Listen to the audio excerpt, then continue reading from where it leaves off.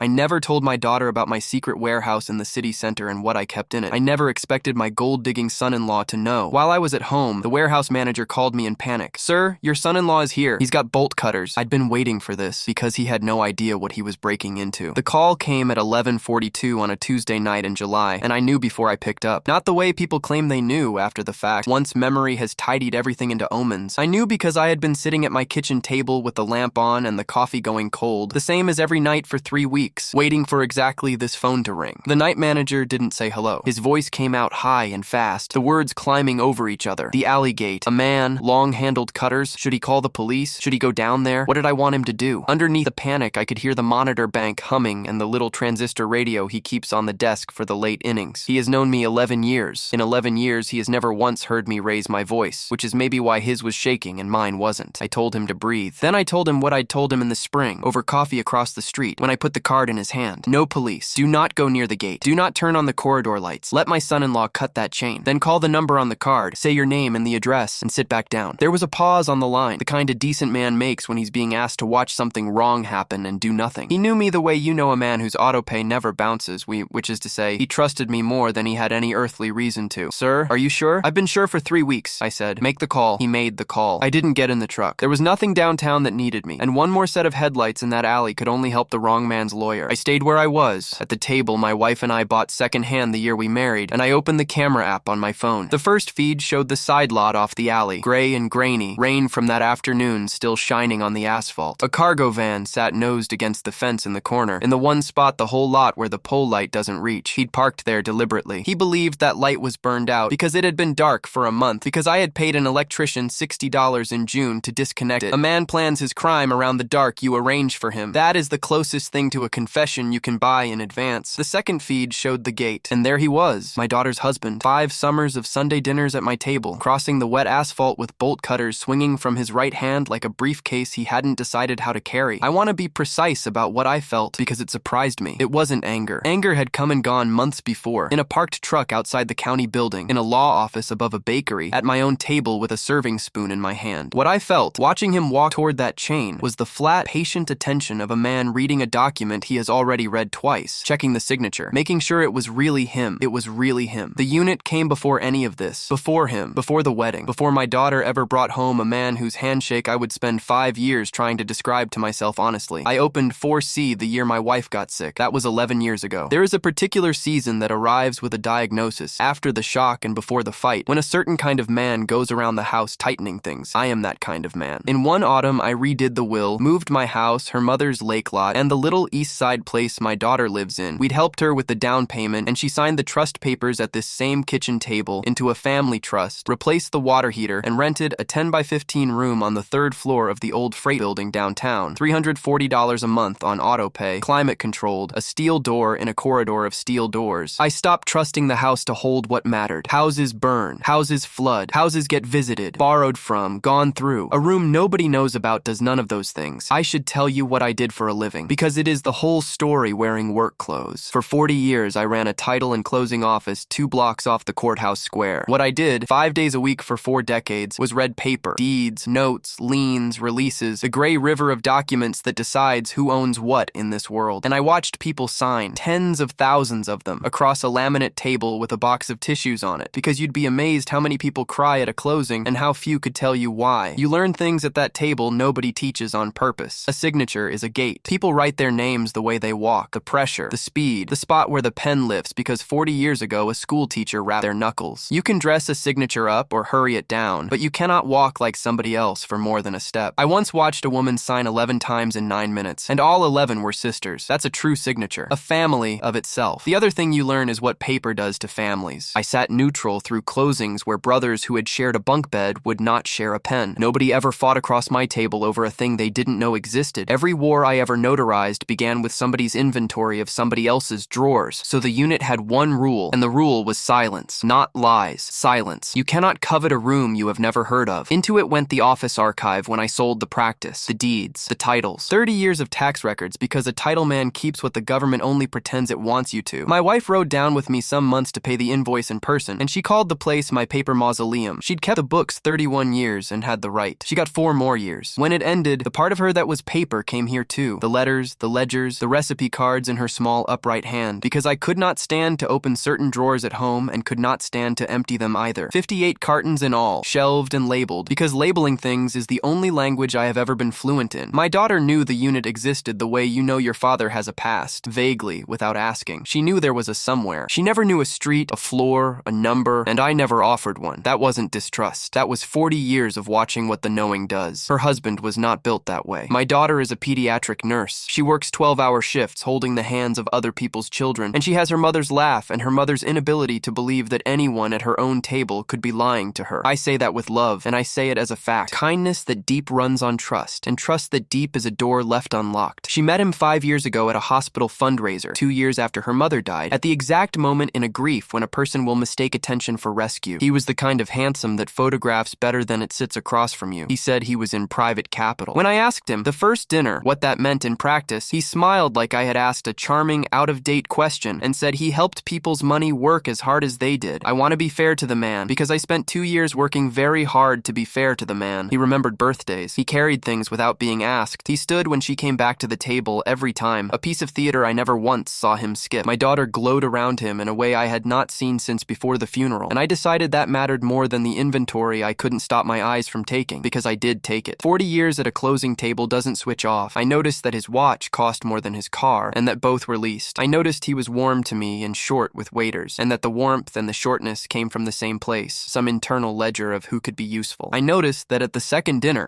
he asked how long she'd owned her little house on the east side, and when she said 9 years, he said, without quite meaning to say it out loud, that she must be sitting on a wonderful equity position. Then he laughed and called himself incorrigible, and everyone laughed, and I wrote the sentence down in my head the way I used to flag an odd legal description. Not wrong necessarily, just something you keep. They married 10 months later in a borrowed garden. I walked her down the grass in the shoes her mother had picked out for a different occasion we never got to have, and I gave him her hand, and I meant the handshake I gave him afterward. I want that on the record. Whatever I'm about to tell you, I stood in that garden and I hoped. The distance came on slowly, the way water comes into a basement. Holidays began routing through his family's lake place. Her calls got shorter, then scarcer, then answered twice by him, friendly as a hotel desk, telling me she was lying down. He volunteered early in the marriage to consolidate their paperwork because she worked nights and hated mail. Their statements moved to a post office box. Their taxes moved to a man he knew. When they refinanced her little house the year before all of this, he insisted on handling it himself. Every form, every signature page, every notary visit. Paperwork, he liked to say, was his thing. None of it was sinister on its face. All of it, I would understand much later, was the slow construction of a room around my daughter with him holding the only key. I did not fight it. That is the part I have had to sit with. A father who fights the husband loses the daughter. I had watched it happen across my table a dozen times. So I stayed pleasant and I stayed invited, and I told myself that pleasant and invited was a strategy instead of a surrender. Then came the winter and the spring I need to tell you about, and pleasant became the hardest work I have ever done. The invoice was my fault. I want that in the record too, because a man who spends his life preaching carefulness should have to sign for his one careless afternoon. The storage company mails a statement every month, even though the money moves by itself. Force of habit, I keep them. They go in a folder in the study, 11 years of them. But that first Sunday in March, I'd been at the pharmacy in the morning, and my daughter called to say they were coming early, and the mail went onto the kitchen counter in a stack instead of where mail goes. The statement sat on top. Letterhead, unit number, amount. Unit 4C, $340. Autopay, thank you for your business. They arrived at noon. He carried in a bakery box like always and set himself up at the counter to fix drinks like always, because he was a man who performed usefulness the way other men perform golf swings. I was at the stove. My daughter was in and out with the table things. And at some point, I turned around with a spoon in my hand and saw him standing very still with the mail in front of him, not touching it, just reading, and something switched on behind his eyes like a porch light. It lasted maybe 2 seconds. Then he squared the envelopes back into a neat stack. Squared them, a man who left his own shoes in the middle of my hallway, and asked if I wanted ice. I said ice would be fine. I have spent 40 years watching faces at the moment paper changes their lives. Sellers seeing the payoff figure, heirs seeing the other heirs. There is a particular stillness that comes over a person when a document tells them something they intend to keep to themselves, and it is more honest than anything the mouth does afterward. He passed me my drink, and he was charming through the roast, and he complimented the gravy twice, and behind his eyes that porch light never went back off. Then came the careful little questions. None aimed at me. He was too smart for that, or thought he was, which in my experience is a different thing wearing the same suit. They went through my daughter, spaced out over weeks. What does your dad keep downtown? Why would a retired man pay for storage he never visits? Has he always had it? She brought them to me laughing over the phone, like it was sweet. He's so interested in you lately, Dad, and she couldn't answer a single one of them, and that was the part that lit him up. I could hear it landing even secondhand. A room the daughter doesn't know about is not an old man's clutter. A room the daughter doesn't know about is a room worth not knowing about. I didn't laugh with her. I said something about old files and changed the subject, and after we hung up, I sat a long time with my hand on the phone. At dinner a few Sundays later, he told a story. A client of his, supposedly, whose uncle died and left a storage unit nobody had opened in 20 years, and inside, he let it breathe, the way a man does when the story is really a question. Inside were coin folders, rare dates, 6 figures at auction, he said, for a room everyone assumed was junk. He told it to the whole table, but he watched me the entire time he told it, and I passed him the rolls and asked my daughter about her Tuesday shift. Here is what he could not have known, watching me butter bread with a face I'd spent 4 decades training. By the Sunday he found that invoice, I had already been sick to my stomach for 2 months. Because in January, my attorney had called me about a routine piece of housekeeping, and nothing in my family had been routine since. My attorney has an office above a bakery, 3 blocks from where my office used to be, and she has handled the family trust since the autumn we built it. Every January, she does the housekeeping, reviews the insurance, confirms the deeds, runs title on the trust properties, the paper equivalent of walking the fence line. 11 years, the same 2-minute call telling me everything sat where we'd left it. This January, the call lasted longer. There's a second lien on the East Side house, she said, recorded last spring, $92,000. My first thought was clerical. I want you to understand that. It tells you where I still was. 40 years in title work teaches you the index is full of ghosts, wrong lots, transposed digits, releases never recorded. I'd unwound 100. I told her it would be an indexing error, and I drove to the county building the next morning almost cheerful, the way you drive to fix a thing you know how to fix. The certified copy cost $6.50. I stood at a counter I'd used 10,000 times and read a deed of trust against my daughter's house in favor of a private lender I'd never heard of, securing a note for $92,000, and at the bottom, above her printed name, my daughter's signature. Except it wasn't. I knew inside of 3 seconds, the way you clock a limp. I had watched that girl sign her name her whole life, the lease on her first apartment at 19 with my hand on the back of her chair, the trust papers at my own kitchen table, and 22 years of birthday cards. Her signature drops hard into the first letter and lifts twice in the middle, always the same 2 places, an inheritance from a 3rd grade teacher she doesn't remember hating. This one didn't lift. It didn't drop. It moved at 1 even speed and 1 even pressure from first stroke to last, and the loop at the end was closed like a drawn circle instead of thrown like a rope. It was her name walking with somebody else's legs. Whoever made it hadn't written her signature. They had traced it, slow and faithful, off a signature page they'd had all the time in the world with. Then I read the notary block, and the floor moved. Notarized 2 counties away at an office I'd never heard of on a Tuesday in the middle of last spring. And I did the thing that separates a father from every examiner who would ever touch this document. I remembered the Tuesday. I didn't need a calendar. That was the week I finally emptied the china cabinet, and my daughter took the day to help me, and she spent that entire Tuesday at my kitchen table, wrapping her mother's dishes in newspaper, the gravy boat, the wedding platter, the everyday cups, crying a little and laughing a little and reading me headlines from 2011 off the wrapping. She was 50 feet from where I'm sitting right now. She was not signing loan documents in a strip mall 2 counties north. There is no version of that day where she was. I took the copy to a document examiner, along with true exemplars, the trust page, the old lease, 11 honest years of her name. The report came back in 9 days and said what reports say. The questioned signature was consistent with tracing, indications of simulation, and then the sentence that would run my life for the next 6 months. Insufficient basis to identify the writer. I drove up to the notary's office anyway, an hour and 40 minutes each way. A strip mall between a nail salon and a tax place, dark glass, a leasing sign, a mail slot stuffed with menus. Her commission had lapsed. Her phone was disconnected. Whoever pressed that seal into my daughter's forged name had borrowed a dead stamp or built one. And either way, the woman on the block was a ghost, and a ghost cannot be subpoenaed. $92,000 recorded against my daughter's house, and she was making her coffee every morning inside the collateral without the faintest idea. I brought it all to the office above the bakery in a single manila folder. The certified copy, the examiner's report, photographs of the dead notary's dark office. My attorney read for 11 minutes without speaking. She is a former prosecutor with a habit of drumming one finger when a file is bad, and by the end, she was drumming. We did the arithmetic out loud because I needed it in a voice other than mine. Somebody had traced my daughter's signature off a page they'd had private time with. Somebody had access to her true signature and quantity. Somebody had walked a forged deed of trust through a ghost notary and recorded $92,000 against her house. And the note had to be quietly fed every month or surface in a default. Somebody with her documents, her mail, her trust, and a reason to need money he could not ask for in daylight. The refinance, my attorney said. Not quite a question. The refinance. Every form, every signature page, every notary visit. Paperwork was his thing. You know it, and I know it, she said. And it is worth exactly nothing. You can't arrest a signature. Nobody saw him hold the pen. You need intent, something overt. I asked about the civil side, because there is one, and she gave it to me straight. great. We could file to quiet title, attack the lien, put the lender to its proof. And on the day we filed, a copy would land in his post office box, and a man who had traced one signature would spend the next 2 years being wounded and cooperative and lawyered, and the loan would vanish into a refinance, paid off, released, gone from the index, and with it, the only proof on earth of what he was. My daughter would be left holding a story with no exhibit, her father's suspicion against her husband's tears. I filed a police report anyway, because you do the correct things in the correct order. The Economic Crimes Unit is a counter on the second floor of the Public Safety Building, and the detective who took my folder was a gray, unhurried man who read the examiner's report the way I'd read the deed. Fast, once, no flinch. He told me the same thing my attorney had, in fewer words. Access is not authorship, consistent with convicts nobody. A forged instrument with a ghost notary, and no confessed hand goes in a drawer, and the drawer is deep. Then he did something I did not expect. He slid a card across the counter, and he gave me the look you give a man you've decided is going to go do something, and he said, "If this man ever does something you can photograph, call me first." First? I thought a great deal about that word. The hardest part was not the lien, and it was not the drawer. The hardest part was Sunday. Because the Sunday after the county building, and every Sunday after that, I sat at my own table across from my daughter, while her husband refilled my glass and asked warmly after my health, and I knew what was recorded against her house, and I passed the potatoes. You want to know what that costs? Holding a thing like that behind your teeth while your child laughs at her husband's jokes. It costs everything the word father has in it. I could have told her that first week. I ran it forward 100 times, and it ended the same way every time. She confronts him. He cries. He would be magnificent. I'd seen the rehearsals for 5 years. The loan quietly vanishes into a refinance. The exhibit disappears from the index, and my daughter spends a long marriage half believing her father tried to poison it with paper. So I decided she would never get this from my mouth. When it came, it would come as paper, certified, stamped, undeniable, because paper is the only witness that doesn't love anybody, which meant somebody had to make him produce some. Here is what $92,000 tells you if you have spent your life reading what money does instead of what it says. It is not an empire number. Nobody builds anything with $92,000. It is a patch number, the size of hole a man digs when he has been quietly drowning for a while and needs the water level down before somebody notices. You do not trace your wife's signature for a patch unless the legitimate doors are already closed, and legitimate doors do not close on a man in private capital unless the capital was never really there, and private paper is expensive. A note like that one, from a lender like that one, runs hard. Call it the better part of $1,000 a month, every month forever, just to keep it breathing quietly where nobody would look. Paid from income that had to stay invisible, by a man whose visible life was 2 leases, a club account, and a wardrobe. I sat at this table one night in February and did his arithmetic for him on the back of an envelope, and what the envelope said was, "This man is running downhill, and the hill does not end." I did what I know how to do. I looked at paper. You would be surprised what the public record holds about a confident man. I never once followed him, never opened a thing addressed to him, never asked my daughter a single question I didn't want answered honestly. I didn't have to. There was a state tax lien recorded against him personally from 3 years back, released 9 months late. There was a limited company registered to a suite number that, when I drove past it, was a mailbox store between a sandwich shop and a vape place. There was an old colleague at the bank let slip over coffee without quite meaning to, a refinance application on his own condo that had gone in the previous fall and come back declined. None of it was a crime. All of it was pressure, and pressure is the only weather a man like that lives in. So when that porch light came on behind his eyes in March, I understood exactly what my storage invoice was to him. Not curiosity, oxygen. A room downtown that the old man pays for and the daughter has never heard of, to a drowning man with a story about coin folders already loaded in his mouth. That is not a fact. That is a shore. I want to be careful here, because this is the part where a lesser plan goes wrong, and I had an attorney making sure mine wasn't a lesser plan. I asked her straight out, in the office above the bakery, what I was allowed to do, and she gave me the fence lines like she was reading them off a survey. You cannot invite him. You cannot hand him a key, suggest a visit, leave a gate open, ask him to hold anything, or say one word designed to move his feet. A defense lawyer builds a career out of the word induced. But, she said, and she looked at me for a long moment over her glasses, you are under no obligation to keep hiding your own papers in your own house. What a grown man does with what he reads on somebody's counter is entirely his. The detective had said, call me first. The attorney had said his feet, his choice. And every Sunday, my daughter's husband sat at my table getting warmer and warmer, the way a stove does, asking after my health. So I gave my son-in-law something to do. What I did next, I did slowly, in the right order, the way you assemble a closing file. It took most of the spring. First, the boxes. I bought a case of new banker's boxes, and from an estate sale supply outfit, a roll of inventory stickers, big, bright orange, the kind appraisers slap on furniture before a sale. Into those boxes went the case, the certified copies of the loan documents, the examiner's report, the notary file, the lapsed commission record, the photographs of her dark office, the log with the missing page a records request had shaken loose. 6 boxes, taped square on the steel shelf nearest the door of 4C, each wearing its orange sticker. If you have ever wondered what evidence should look like, the answer is whatever the man breaking in is hoping to find. Under the costume, the boxes held the only thing in that room that could ruin him, dressed as the only thing in it he wanted. Second, the sheet. At the desk in my study, on plain paper, I typed a one-page inventory schedule of the kind a careful man might keep with his statements. Unit number, a note about the insurance rider being updated, and one line, halfway down, doing all the work. Contents, appraised collection, 1.9 nimaters. I printed it, folded it once, unfolded it, and set my coffee cup on the corner long enough to leave a ring. Paper that matters never looks new. My attorney looked at the sheet for a long moment when I showed her. It's your paper in your own house, describing your own unit, she said, handing it back. A man can write anything he likes in his own files. Some men keep dream journals. Then the fence lines. Again, no invitation, no key, no word aimed at his feet. He would do every single thing himself. Third, the shield. Before any of it went live, I spent a Saturday in the unit with a camera and a legal pad and cataloged all 58 cartons, every deed, every ledger, every recipe card, and had the inventory notarized by an old friend whose commission is very much alive. Because I knew what a defense lawyer would reach for. Vanished valuables, phantom cash, coins the vindictive old man spirited out. Now there was a sworn accounting, dated and sealed, of a room that held paper and nothing but. Let them argue with the seal. And before I came down off the ladder that Saturday, I zip-tied a small battery camera to the shelf bracket over the door. My unit, my shelf, my right, angled down at the patch of floor where a person would stand. It wakes for motion and sends what it sees to my phone. The corridor camera belongs to the landlord. That one belongs to me. I took one thing home that day. Her last letter, the one from the hospital in the small upright hand. Everything else of hers stayed where it had lived for 7 years. The inventory had to be true. And because I decided long ago that her papers and I would keep each other company down there, he had changed enough. Fourth, the manager. On a bright morning in late spring, I bought him a coffee across the street from the freight building and put a card in his hand, the detective's card from the second floor counter, and told him a smaller version of the truth. A member of my family might someday show up without my blessing. If it happened, no heroics, no police first, not a single light. Call me, then call the number on the card. He turned the card over twice, looked at me the way you look at a calm man saying an alarming thing, and said, all right. 11 years of auto pay buys a remarkable amount of all right. Last, the light. In June, I gave an electrician $60 to open the panel and quietly disconnect the pole lamp over the far corner of the side lot, the one dark place a careful visitor would choose. If he ever came, I wanted him comfortable. I wanted him unhurried. I wanted every choice he made from the curb to my door to be his own. Made easy, made in the dark, and made on camera. Then I put the sheet in the drawer and waited for a Sunday. I chose the last Sunday in June. My daughter had the weekend off. The weather was the kind that makes people generous, and I put a roast in at 2 o'clock like every Sunday since her mother stopped being here to do it. At 11 that morning, I took the inventory sheet out of the study drawer and set it on the kitchen counter. Third in the mail stack, coffee ring up, at the casual diagonal of a thing a man meant to file on Monday. Then I cooked, and I did not look at the counter again. You cannot look. A man who checks his own trap has never set one. They came at noon. Bakery box, cheek kisses, him rolling his sleeves at the counter to fix the drinks like always. My daughter was bright that day. A story about a kid on her floor who'd named his new heart valve after a cartoon dog. And I stood at the stove with my back half turned, watching the room the way I have watched every room since January. In the reflection off the glass door of the empty china cabinet, the roast came out at 4 to rest on the counter, and it was there. Over the roast, both of us in the kitchen. My daughter's laugh coming down the hall on the phone with her charge nurse, that he did it. I watched the reflection go still. I watched him angle his hip toward the mail stack, and the phone come out of his pocket and lie flat against his leg like a boy cheating on a math test, and his eyes on the window while his wrist pointed at the counter. The phone made no sound. Phones don't anymore. But I saw the wrist flex twice, unhurried, a man photographing a document he intends to study, and then the phone was away and he was asking me whether I wanted the big carving board or the little one. The big one, I told him. We were having a feast. At the table, he was radiant. He complimented the roast twice and the gravy once. He asked after my blood pressure, my knees, whether the stairs in this old house were getting to be a lot, asked it warmly, hand on my shoulder, and I understood I was listening to a man take inventory of a timeline. He told my daughter they should have me out to the lake more. He refilled my glass before it was empty, twice, and near the end, easy as a toast, he said, you know, you're full of surprises. Not really, I said. I'm a man of records. My daughter laughed and said, isn't that the truth? The whole basement is folders. His smile held on a half second past hers, the way a smile does when it's waiting for the rest of a sentence that doesn't come. And then dessert happened, and then they were lights backing down my driveway. I went to the counter before the dishes. The sheet sat third in the stack where I'd left it, but square now, dead parallel to the counter's edge. The coffee ring rotated a quarter turn. He could no more leave a document crooked than he could leave a signature honest. I stood there in my quiet kitchen with my hand flat on the paper, and what I felt was not triumph. Some ember in me, father of the bride, 5 years of Sundays, had hoped the reflection would show me nothing, that he'd walk past it, that I'd feed the sheet to the shredder in the morning and be privately ashamed the rest of my my life. That would have been a fine way for this to end. Instead, I slept a few hours, and on Monday I drove down and bought the manager a second coffee. If my son-in-law shows up, I told him, don't stop him, call me, then call the card. He didn't ask questions this time. He looked at the card, then at me, and put it in his shirt pocket behind the pens. For 3 weeks, nothing. I don't mean nothing happened. I mean the specific nothing of a man circling. He got warmer by the visit. He laughed at my jokes a half-beat early. He carried dishes without being asked and stacked them wrong. He asked about my health, my heart now, not just the knees, with a tenderness that would have moved me to tears if I hadn't known exactly what it was. It was a survey. A man like that only softens when he's decided you're already gone. The warmth wasn't affection. It was the advance work of a eulogy. My daughter called on a Thursday, happy. He's been so sweet with you lately, Dad. I agreed that he had. Those were the 3 weeks of sitting up nights, lamp burning, coffee going cold, phone face up on the wood. I knew his arithmetic better than he did. The note needed feeding. The lean's maturity was coming like a season. Somewhere across town, a man lay awake next to my sleeping daughter doing division with a number I'd written. 1.9 million. And division like that only ever comes out one way. Then the Tuesday. The call. The bolt cutters. I've already told you about the phone ringing at 11:42, and the manager's shaking voice, and the card. What I haven't told you is what it was like to hold a piece of glass and watch the whole thing arrive in my palm. The lot camera. His van dark in the corner, nose to the fence, in the shadow I'd bought for him in June. The gate camera. Him crossing the wet asphalt, cutters swinging. He reached the chain. He fed the jaws around a link. And then, I watched this happen. He stopped. Stood there maybe 90 seconds. Jaws resting on steel. A man listening to the last honest voice he had. Then he lifted the cutters off the chain, walked back across the lot, got into the van, and shut the door. The next few minutes were the strangest of my life. I sat there hoping. The same ember from the Sunday in June, not dead yet even now. Drive home, I told the little gray screen. Go home to my daughter, sell the watch, confess to somebody, be a different man. The van sat still. The rain had quit hours before, and the asphalt shined under the one working light like something already sworn to. While I hoped, a dark sedan slid past the mouth of the alley with its lamps off and settled somewhere beyond the fence line, and my phone buzzed once against the table. In position. Let him get inside. Let him get inside. Here is the cold arithmetic nobody teaches you. They could have taken him at the fence. The moment that chain parted, he was good for trespass, property damage, burglary even once my unit door came up. Enough to arrest a man, not enough to ruin one. A good lawyer stands that in front of a jury and calls it a family misunderstanding. An anxious son-in-law, foolish about a chain, so sorry about the chain. We did not need him embarrassed. We needed him deep, inside the unit, boxes open, on camera long enough that no living soul could mistake what he came for. The van door opened at 11:58. He came across the lot the second time faster, the way a man moves after losing an argument with himself, and he set the jaws on the chain and leaned. It took him 40 seconds, harder than the movies make it look. A case-hardened chain argues back. He reset twice and put his back into the last of it, and I sat in my kitchen watching my daughter's husband strain against my chain, like a man rowing away from his own life. I texted my daughter nothing. She'd know by morning. The link gave at 11:59. He stood there a second, breathing, one hand on the gate, and the gate swung, and he went through it, and the last thing the outdoor camera caught was the cutters going up onto his shoulder like a rifle as he walked toward the service door of my building. The service door cost him less than the gate. He'd brought a pry bar from the van. A second tool means premeditation, my attorney would tell me later, almost cheerfully, and the old door gave with a sound the lot camera felt more than heard. Then he was inside my building, and the manager, 2 floors down in the light of his monitors with the radio off now, did the bravest thing I have ever paid a man minimum +2 to do. Absolutely nothing. The corridor camera picked him up on the 3rd floor. Flashlight low, hand cupped over half the beam, reading unit numbers off the doors like a man late for a flight reading gates. He went past 4A, past 4B, and then he was standing in front of my steel door, and the cutters came off his shoulder, and he fed the jaws around the padlock shackle and leaned into his second felony of the night with a lot less philosophy than the first. No pause. Whatever voice had argued with him at the gate stayed out on the asphalt. The lock fell. He rolled the door up 2 feet, ducked under it like a man entering a tent, and pulled it most of the way down behind him. A burglar's curtsy, the corridor camera's last sight of him, and my shelf camera woke up. I will describe exactly what I watched from my kitchen table, because I have watched it many times since. So has a jury. The flashlight swept the room once, fast. 58 cartons on steel shelving, labeled, squared, and then it snagged, the way I knew it would, on the 6 new bankers boxes stacked nearest the door, wearing their bright orange appraisal stickers like a display. He said something to himself. The camera has no microphone. The shape of the word was there. He set the flashlight on the shelf, mouth up so the ceiling would rain light back down, and he took the first box like a man taking bread off a shelf, and he stripped the lid. Files, manila, tabbed, labeled in my hand. He went still for only a moment. The first box is easy to explain away. Decoys up front, treasure in back. Every drowning man is a genius at explaining. Box 2 came down harder. The lid went sideways into the dark. Files. He tipped the box and shook it, and paper came out in sheaves, sliding across the concrete. 40 years of my carefulness fanning open under a flashlight's ceiling glow, and he stood in it to reach for the next one, and that is where it happens. On the footage, there is a single frame. A jury has now sat in a quiet room and watched it, where his hands stop being fast, where the greed drains out of the shoulders and something else settles in, older and colder. It is the exact second he stops being a thief and becomes a defendant. Because I never kept treasure in that unit. I kept paper, deeds, titles, my wife's estate in her small upright hand, 30 years of tax records, and for the last 6 months, on the shelf nearest the door, dressed in bright orange appraisal stickers, the case against him, certified copies of the loan documents, the examiner's report, the notary log with the missing page. Every sheet a man would need to understand exactly what he had broken into, and exactly who had been waiting for him to do it. He was standing shin deep in my archive, holding the proof of his own forgery in both hands, on camera, inside a room he had cut 2 locks to enter. 40 seconds of bolt cutters had just turned a signature nobody could prove into intent. The whole county could watch. The flashlight caught the orange sticker on the box in his hands, and he looked at the label under it. My printing, block capitals, a title man's tidy spite, and then he did the thing I had not let myself hope for. He looked up, straight up into the shelf bracket, into the small, dark eye of my camera, across the wire and across town into my kitchen. And for 2 full seconds, my daughter's husband and I understood each other perfectly for the first time in 5 years. Then the corridor filled with flashlights that were not his, and a voice came through the steel door, and the door came up, and the detective walked in while he was still holding box 3. Box 3 was the loan, 2 signatures in my daughter's name, neither one hers. Of the 6 boxes on that shelf, that was the one in his hands when the room filled with light. The note, the deed of trust, the traced name he'd walked through a ghost notary. The detective told me later it happens more often than you'd think. Put a man's sin in a room with him, and his hands will find it. On the corridor footage, you can watch my son-in-law become 3 different men in under a minute. The first is indignant. Chin up, a boardroom gesture, family property, a misunderstanding. The second arrives with the cuffs. Warm, reasonable, the voice he fixed drinks with. The third appeared in the stairwell, where the camera loses the picture, but the manager heard the sound asking them all the way down not to call his wife tonight. They brought him out past the desk at 12:31. The manager stood up behind his monitors and watched him go. He called me before the taillights cleared the alley. His voice had stopped shaking. Mine, I noticed, had not. The detective rang at 1:45. "We have him," he said. "Burglary tonight, 2 counts of criminal damage. And by the weekend, once the open boxes were logged as what they were, the rest, the forgery, the recorded instrument, all of it wearing his midnight fingerprints. Come in the morning, bring your daughter, let her hear it from the paper." I did not sleep. I sat at the kitchen table under the lamp with her mother's last letter flat beneath my hand, and watched the window go from black to gray. And at 6, I drove to the hospital and waited by the truck until she came through the sliding doors at 7, still in scrubs, phone showing 4 missed calls from a number she didn't know. I said, "Ride with me. There's something you have to read, and you need to read it before anybody talks to you." She got in. 5 years of her husband's careful wedge, and she got in her father's truck on 1 sentence. I held that the whole way downtown like a coal. The detective had a room with a table, and on the table, side by side in plastic sleeves, 2 documents, the certified copy of the deed of trust, and a booking sheet with a photograph that made her put her hand over her mouth, not crying, past crying, her eyes going between the picture and the paper like a woman checking a bill against a receipt. Nobody rushed her. The detective slid a blank sheet across and asked her to sign her name 10 times, natural speed. An exemplar, he called it. She looked at me once, and she bent over the page, and I watched my daughter's signature drop hard into the first letter and lift twice in the middle, 10 times, 10 sisters, her 3rd-grade teacher alive and everyone. He set her sheet beside the sleeve with the traced name, and even from my side of the table, even upside down, you could see the forgery for what it was. A dead thing next to 10 living ones. She stared at the 2 pages for a long time. Then she looked up, and her voice came out level in the way that is worse than shouting. "How long have you known?" "Since January." She took it the way you take a wave, braced, breath held, still standing after. Her eyes went down the table. The copies, the report, the strip mall photographs, 6 months of her father's silence laid out in exhibit order. And I watched her understand the post office box, the refinance, the paperwork that was his thing, all of it, in one long cascade with no sound. "What's down there, Dad?" she said finally. "In the unit. What's actually in it? Your grandfather's deeds, 40 years of my office, 30 years of taxes, your mother's letters." I let that sit. "And since January, him." The detective put 1 more page in front of her, the complaint, her name printed above a blank line. He offered her the pen from his shirt pocket. She didn't take it. She went into her bag for her own, the way her mother would have, and she signed her name above her name. 1 more time, natural speed in her own hand, while her husband sat in a cell 4 floors down under a room's worth of paper that all said the same thing. It matched.